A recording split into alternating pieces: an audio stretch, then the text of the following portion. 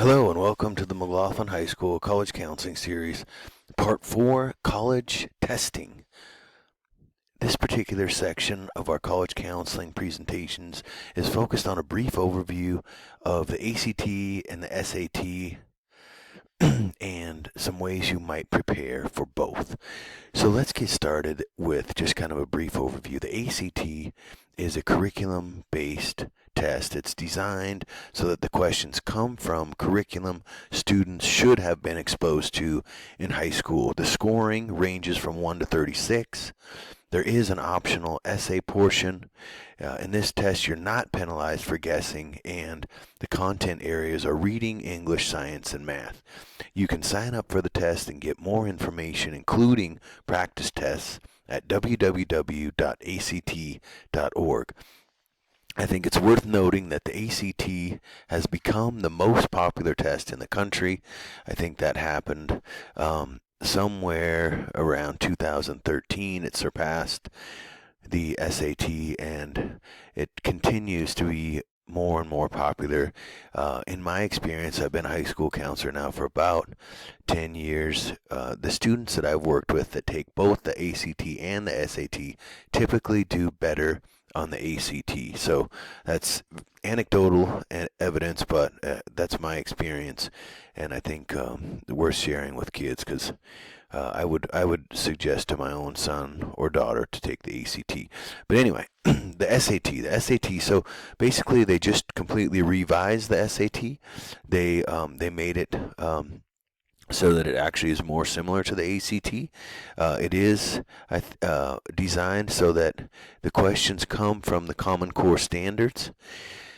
The scoring range is from 400 to 1600. There is also an optional essay, and you are no longer penalized for guessing on the SAT, so that's nice.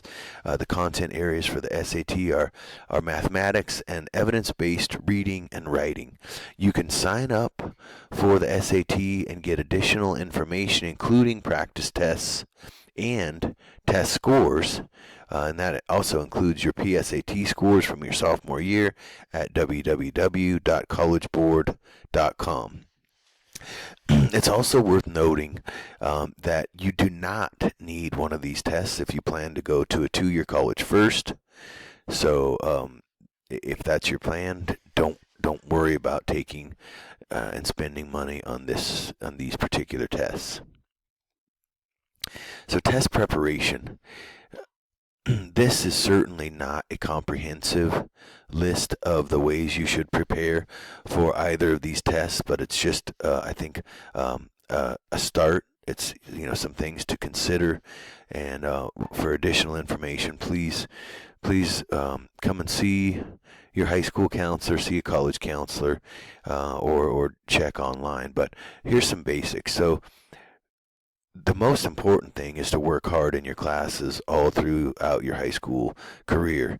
Notoriously, the most common year that kids have challenges is that freshman year, because they haven't really kind of got used to the high school culture, and they don't really understand yet that transcript is kind of their permanent record. So students do everything you can to work hard your freshman year. Parents encourage kids to really stay focused, work hard, and build a routine that ninth grade year.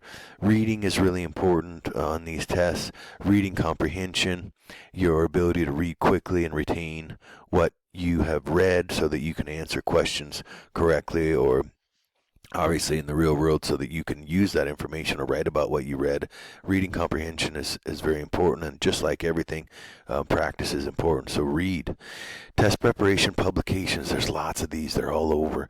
But, if you go to the act.org or collegeboard.com, they have free practice tests on their websites. That's a great place to start. Companies sell vocabulary flashcards that you can sign up for a question of the day, I believe, from both those companies. And then, of course, there's other companies like the Princeton Review and Khan Academy that sell test preparation materials, ranging from a weekend course to an entire summer course focused on increasing your test score. So it depends on how much time and energy you want to invest, but there's a range of options. I think think it's true now for both tests that essentially you want to if you're not sure, you want to start with eliminating the wrong answers. The answers that you know are wrong, cross those out, and you can, if you don't, if you don't know the answer for sure, you can, that's a basic strategy, is get rid of the ones you know are wrong, so you have a better chance of finding the right one. Don't spend too much time on one question. Part of the strategy for these tests, they're timed, and so you can run out of time. So you don't want to spend too long on one question, because you want to get to all the questions that you know for sure. So skip the ones you don't know, get to all the questions you know for sure, and then you can go back and wrestle with the ones you don't know if you have time. Typically, there are several levels of questions. There's some relatively easy, and then they get harder and harder. So the strategy is important. Take a practice test. The research says that for every time you take the test, up to the third time, your score will increase by about 10%. So taking a practice test and taking maybe the test a couple times is important. Also, just the basics. You want to get a good night's sleep. Lots of research says it doesn't do any good to stay up all night studying. The kids that get a good night's sleep tend to do better. So don't wait till the very last minute to study. Sleep's important. Hydration's important. The basics, sleep and nutrition, those are very important things to keep in mind in terms of doing well on the tests. So these dates change every year, but I think what this can do is help you to kind of get a general idea of when these tests are offered. So for this year, the SAT is offered on December 3rd, January 28th, and this is a typo, it's February 23rd, so pretty much every month, December, January, February in the winter. Similarly, the ACT is December 12th, February 6th, and April 9th. So really, that's, if we're looking at these dates, we're in mid-December right now as I'm making this presentation, but this is too late for your senior year. The latest date you can use is December, right? So ideally, what you want to do is take the ACT or SAT toward the end of your junior year while your classes are still fresh.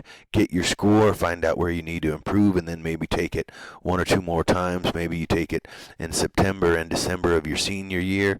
But they're not available all summer long, but during the school year, typically every month they're offered. So that's just good information to know. But start early. Take them at the end of your junior year. Other things worth knowing: you don't need to wait for your test scores in order to apply. I've had lots of kids in my office say, "Hey, I'm not going to apply yet. I'm going to wait for my test scores." You apply, and you can tell them that you'll send your scores when you get them. So don't wait for test scores. Send those scores directly to the school from the College Board or from the ACT.org.